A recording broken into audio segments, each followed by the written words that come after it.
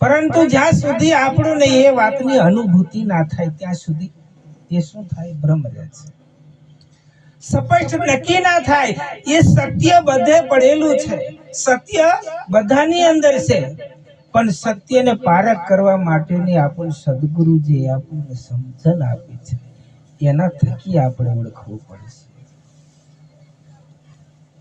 આ આંખથી જે દેખાય છે માયા દેખાય છે, જે નથી દેખાતું એ સત્ય છે. સત્ય દેખાતું નથી અને જે ખોટું છે એ દેખાય છે, જે નાશવંત છે, જે ખંડિત છે.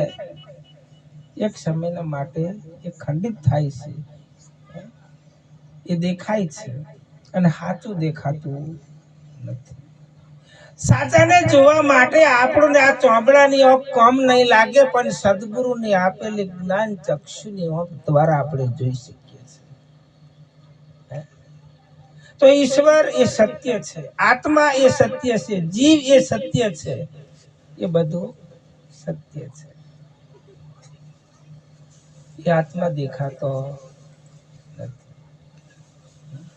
બાપુ સાહેબ એવું કે છે, પહાડ મોહી જીવ છે, ઝાડ મોહી જીવ છે, લાકડે વસ્યો ભગવાન, જે રૂપે તુજમાં બિરાજે તે રૂપે